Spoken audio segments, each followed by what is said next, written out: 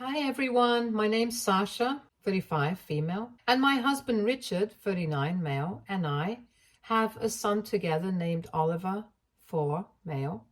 And my mother-in-law, Brenda, 67, female, has made such a weird demand out of me that I don't even know how to react. Let me back up a bit and tell you about our family dynamics. I've always been a working woman, and my mother-in-law, Brenda, has always had a problem with that. Now, the thing is, my husband has his own successful business and is more than capable of being the sole earner of the family. However, I also love my job and the financial security that comes with it, so I never wanted to give it up. But Brenda, being the traditional woman she is, has always tried to push me to quit my job. One of the first major instances was when we had Thanksgiving dinner a few years ago. We were all sitting around the table and the conversation shifted to everyone's careers. I mentioned a big project I was working on and how excited I was about it. Brenda looked at me with this disapproving stare and said, "You know, dear, you don't have to work if you don't want to. Your husband provides very well for the family. It's not too late to be more involved at home." It was like she completely dismissed my career and the passion I have for it. Then there was the time we were at a family gathering for my husband's birthday. Brenda made a big deal about how she was so proud of her son for being such a successful businessman. Then she turned to me and said, "I hope you realize how lucky you are to have such a supportive husband.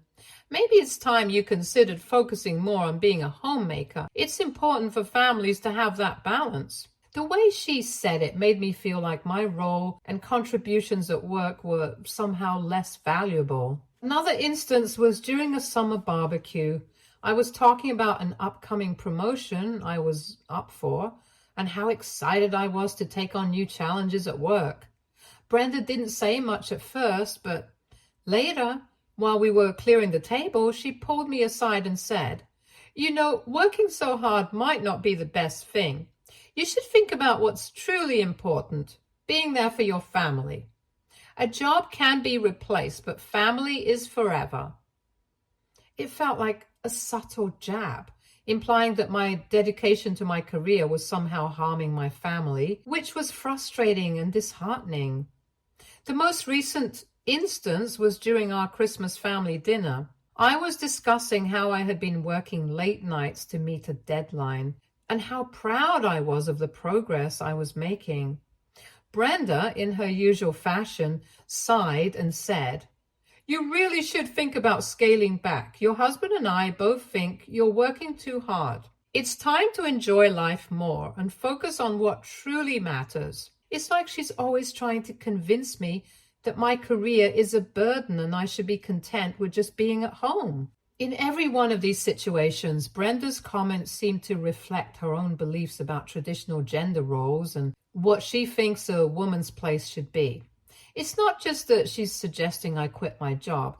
It's the way she makes me feel as though my ambitions and career are somehow less important than conforming to her ideals. I've tried to explain my perspective to her, that my job is not just a source of income, but also a part of who I am and something that brings me fulfillment. But every time she just waves it off, saying things like, "Well, everyone has their own priorities," with this undertone that implies mine are misplaced.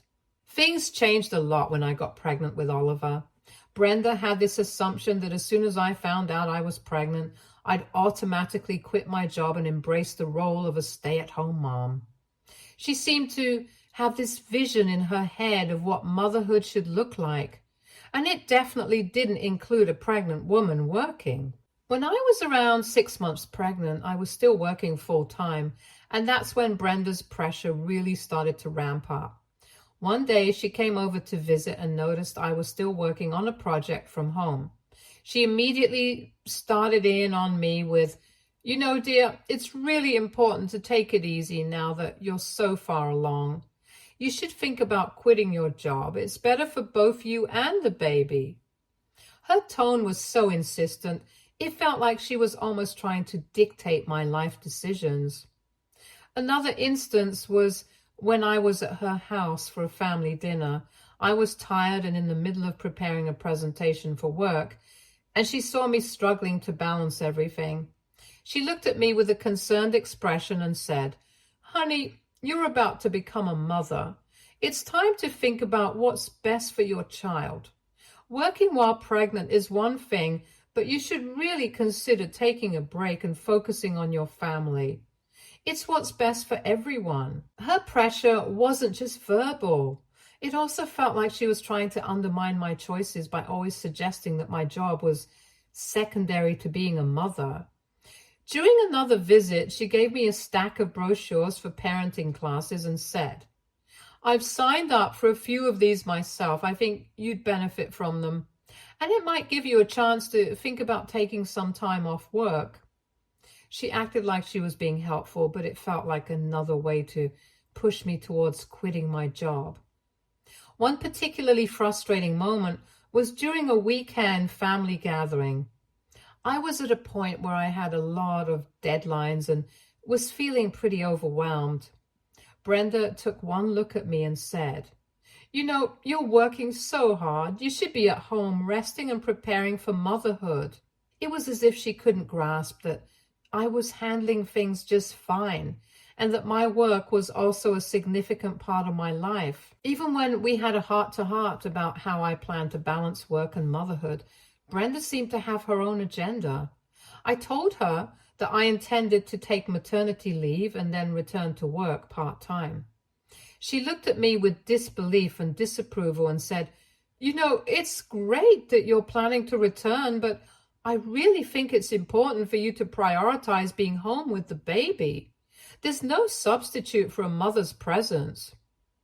It felt like she couldn't accept that my choice to work part-time wasn't an attempt to neglect my role as a mother, but rather a way to balance both my career and my family. After Oliver was born, I was on maternity leave, and as I'd always planned, I was getting ready to return to work. Brenda, on the other hand, seemed to take this as a golden opportunity to insert herself into every aspect of my life. She started coming over more frequently, not to offer help, but to critique and comment on everything I was doing. One instance that really stands out is when she showed up unexpectedly one afternoon while I was trying to get Oliver into a nap routine. I was already exhausted from the sleepless nights and trying to figure out a schedule that worked for both me and the baby. Brenda walked in and immediately started inspecting the nursery. She looked around, raised an eyebrow, and said, "You know, I read that babies sleep better in a room that's kept a bit cooler. You should think about adjusting the temperature." It felt like she was undermining every choice I'd made about Oliver's care. And it was incredibly disheartening. Then there was the time she came over while I was trying to manage Oliver's feeding schedule. I was pumping and feeding him from a bottle, and Brenda decided it was the perfect moment to discuss the benefits of direct breastfeeding and tell me how it is better for kids. Now, some of you might think that she was just trying to give Oliver the best, but the truth is that she always said things in such a condescending tone that would boil my blood. The situation got even more overwhelming when she started coming over during my work hours. I had a few meetings lined up and was trying to balance working from home while also caring for Oliver. Brenda would just pop in and start rearranging things or giving unsolicited advice on how I should manage my time. One day, I was in the middle of a Zoom call with a client, and Brenda barged into the room asking something that I didn't even remember at the moment. It was incredibly distracting and made it hard to focus on my work. Richard and I had a serious talk about how to handle the situation. We were both feeling frustrated with Brenda's constant intrusion and her habit of critiquing our parenting choices. We decided it was time to set some boundaries. Richard called Brenda to discuss it, and we had her over for a sit-down meeting at our house. We were calm but firm. explaining that while we appreciated her concern and advice, we needed her to respect our decisions and give us space to figure things out on our own. Brenda was surprised and defensive. She initially protested, saying things like, "I'm only trying to help. I just want what's best for Oliver." It was clear that she didn't fully understand how her actions were impacting us. She seemed to take our request as a personal rejection rather than a necessary step for us to establish our own parenting style. I was relieved because I knew we had to draw the line and establish some boundaries for our own well-being and for the health of our family dynamic. At the same time, I felt guilty because I knew Brenda meant well, even if her methods were overwhelming and intrusive. It was tough to balance standing up for our own choices with a desire to maintain a good relationship with her. After the conversation, Brenda's visits became less frequent, and she started to respect the boundaries we'd set. However, there was still a noticeable shift in our relationship. She seemed a bit distant and hurt, which was hard to navigate, but at least the constant pressure and critique had eased. After some time, I went back to the office, and Richard and I did everything we could to ensure Oliver was well taken care of. We hired a nanny, found a great daycare, and made sure to spend as much quality time with Oliver as we could. Despite our best efforts, Brenda didn't completely let go of her critical attitude. Every so often, she would drop these snide comments that really got under my skin. One day, we were hosting a small family lunch, and I was talking about how great our nanny was and how well Oliver was adjusting to the daycare. Brenda took a sip of her coffee, looked at me with this almost pitying expression, and said, "Well, at least Oliver's in good hands during the day. I just hope he's not missing out on too much of his parents' time." Her tone was so condescending, as if implying that we weren't doing enough for our child. It was incredibly frustrating because she wasn't seeing the full picture of how much effort we were putting in. There was also the occasion when we were having dinner with Brenda, and she brought up a recent milestone that Oliver had achieved at daycare, and she said, "Oh, that's nice to hear. I just hope you're not letting someone else do all the important stuff while you're at work." It was one of those moments where her comment felt like a direct attack on our parenting choices, even though she tried to mask it as a concern. The most frustrating instance was during one of her surprise visits. She showed up unannounced while we were getting ready for an evening out. We had hired a babysitter for the night, and Brenda noticed Oliver was getting settled with the sitter. She said, "I guess it's nice that you get a break every now and then. Just remember, the best memories are made when parents are fully present." Her comments made me feel like we were failing in some way, even though we were doing our best to ensure Oliver was loved and cared for. I started to get used to brushing off these comments, but they still stung every time. It was hard not to feel defensive when it seemed like Brenda was constantly questioning our choices and implying that we weren't giving Oliver the attention he deserved. I knew deep down that we were doing everything we could to provide a loving environment for him. But Brenda's snide remarks made me second-guess ourselves more often than I would have liked. However, for the past few months, Brenda has been on overdrive with her critiques about how we're supposedly ignoring Oliver's needs. It's been incredibly hard to set boundaries with her, and her comments have been getting more and more intense. The worst was when she flat out told me that I either needed to become a stay-at-home mom or hand Oliver over to my sister-in-law, Rebecca, 31, female.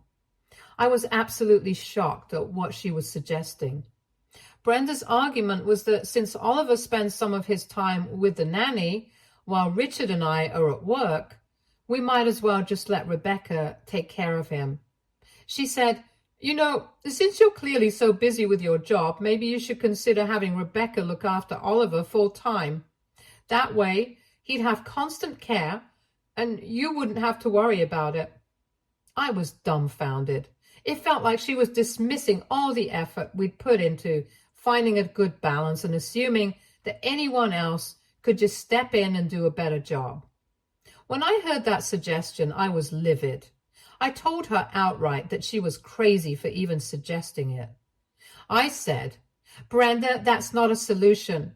I'm not just going to hand Oliver over to Rebecca like he's some sort of burden. We have a plan that works for us, and I'm not going to let you dictate what's best for our child." I was shaking with anger, feeling completely overwhelmed by her lack of respect for our choices and her need to control the situation. Brenda's response was even more infuriating. She said, "Well, you know that Rebecca is infertile and you're already handing him over to the nanny during the day. It's not like you're there with him all the time anyway. At least with Rebecca, he'd have family around him and not just a hired caregiver." To top it off, she had the nerve to accuse me of being ungrateful and a bad mom for choosing to continue working. She said, "You're so focused on your career that you're forgetting what's really important. A mother's place is at home with her child, and you're not being fair to Oliver." Richard was equally flabbergasted by Brenda's suggestions. When I relayed the conversation to him, he was furious. We both agreed that Brenda had crossed the line, and it was time to put a firm stop to her interference. Richard took it upon himself to address the situation directly. He told her, "Brenda, we've heard enough. Your constant criticism and suggestions are out of line. We've made decisions about our family that work for us, and we don't need you dictating how we should raise our child. We've set boundaries, and you need to respect them." Richard's words were firm and clear, but I could see Brenda was hurt and defensive. She tried to argue that she was only trying to help and that her intentions were good. But we made it clear that her help was neither needed nor wanted in this matter.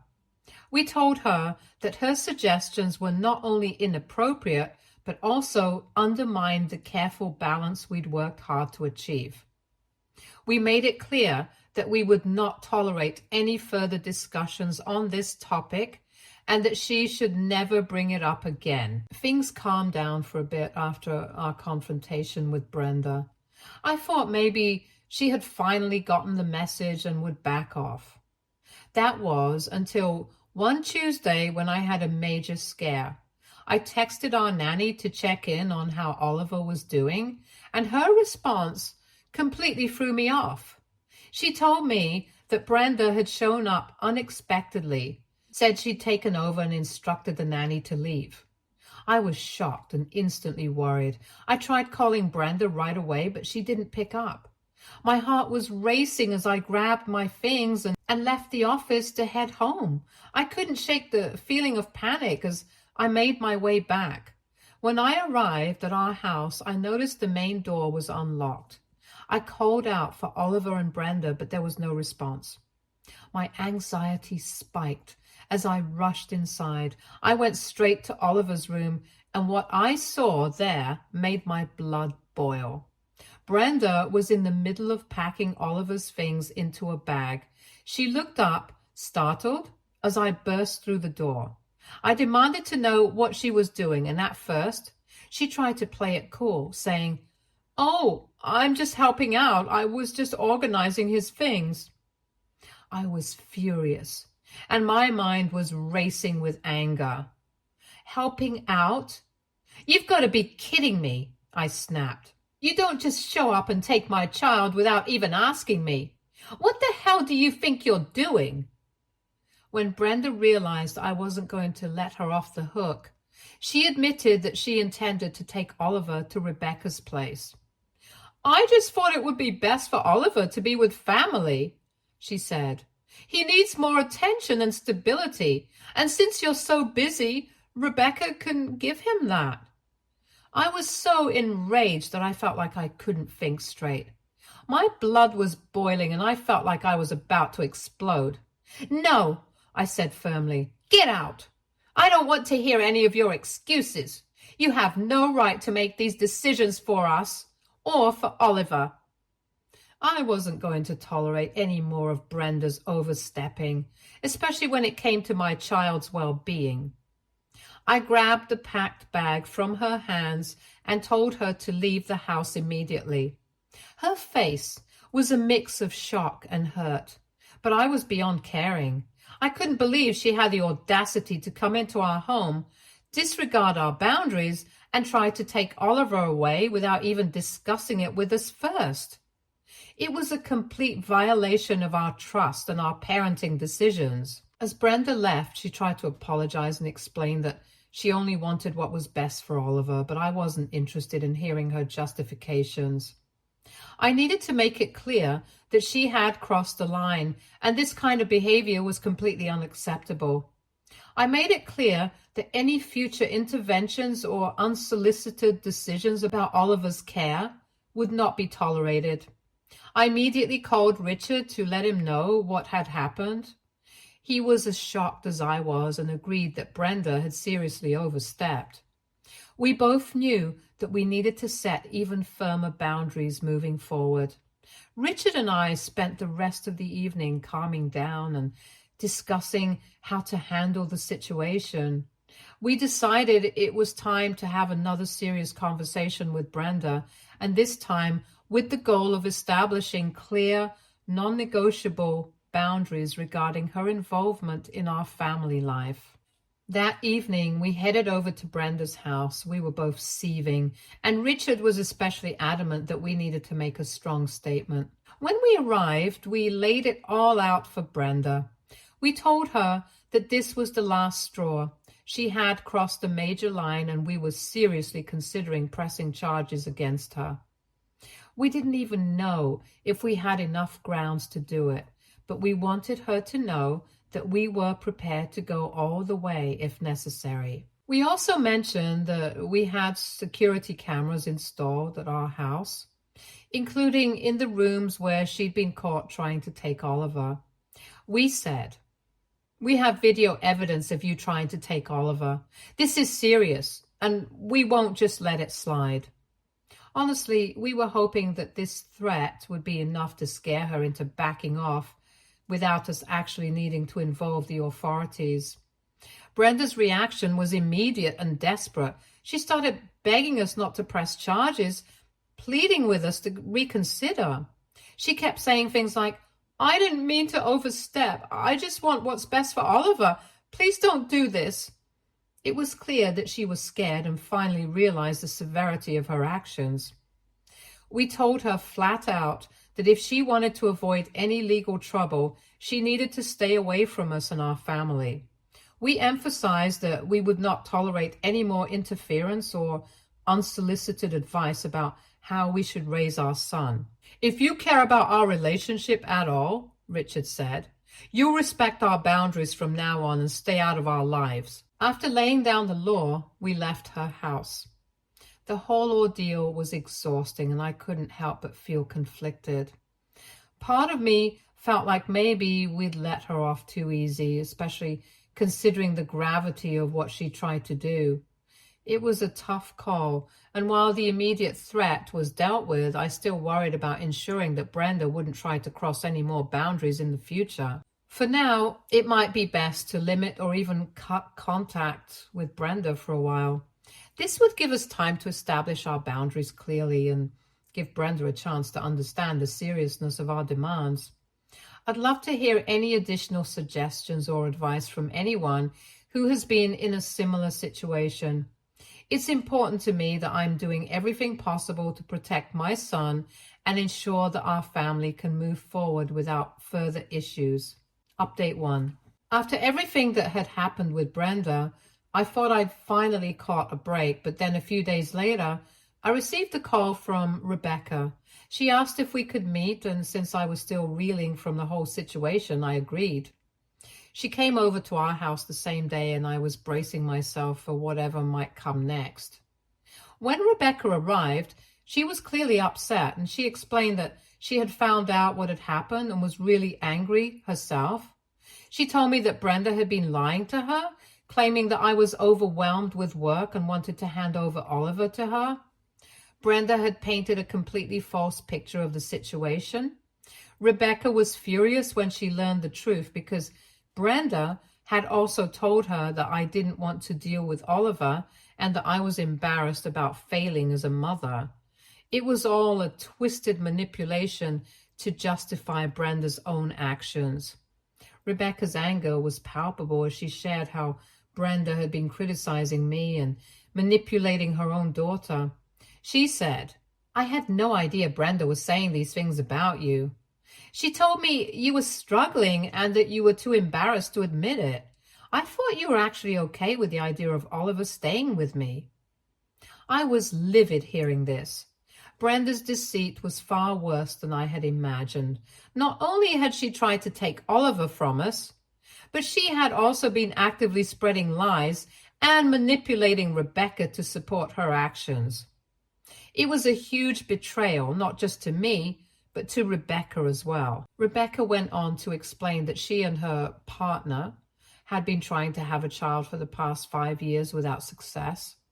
This situation had left her feeling particularly vulnerable and caught up in Brenda's scheme. She said, "I would never have tried to step in like this if I'd known the real situation.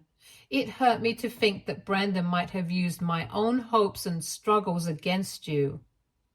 Hearing Rebecca's side of the story made me realize how deep Brenda's manipulation had gone. I was relieved that Rebecca wasn't part of the scheme willingly, but sad that Brenda had caused so much unnecessary pain. I told Rebecca that we were both victims of Brenda's deceit and that there was no reason for her to feel guilty. "It's not your fault," I said. "Brenda has been crossing boundaries and manipulating everyone around her. You were misled, and I'm sorry you had to be caught up in this mess." Rebecca was grateful for my understanding and apologized for any confusion or hurt caused. We talked about how we could move forward from here. I assured her that I valued our relationship and that we needed to keep communication open to avoid any more misunderstandings. We both agreed that Brenda had to be the focal point of our concerns right now and that we needed to support each other to deal with her. In the aftermath of the meeting with Rebecca, I felt a bit of weight lift off my shoulders. At least now, Rebecca and I were on the same page, and I no longer had to worry about Brenda's manipulation affecting our relationship. I felt more determined than ever to keep our family's boundaries strong and to protect Oliver from any further interference. Update 2. Brenda has crossed all lines. It's been 2 weeks since I last posted here, hoping things would settle down, but they haven't. In fact, they've gotten even worse. Yesterday, I went to pick up Oliver from his daycare, and to my shock, they told me he had already been picked up. I asked them who had taken him, and they casually mentioned that his grandma had come by. Brenda used to pick Oliver up before everything went down, so the daycare staff didn't think twice when she showed up again. I was livid. I told them to never let this happen again and stormed out of the center. I called Brenda immediately, and to my surprise, she actually answered. I demanded to know where she was and where my son was. She answered nonchalantly that she just missed Oliver and had picked him up to spend some time with him. She said she was at her house. I was beyond furious. I ended the call and drove straight to her place. When I arrived, Brenda was in her living room, sitting comfortably with Oliver playing nearby. I didn't waste any time. I grabbed Oliver, put him in the car, all while trying to keep my composure. I told Brenda bluntly that this was the final straw. I made it clear that we were done with her interfering in our lives and that she was never to see her grandchild again. Brenda tried to protest, saying she didn't mean to cause any worry and was just trying to be a loving grandmother. I didn't want to hear any more excuses. I told her that I didn't care about her intentions and that we would be filing for a restraining order.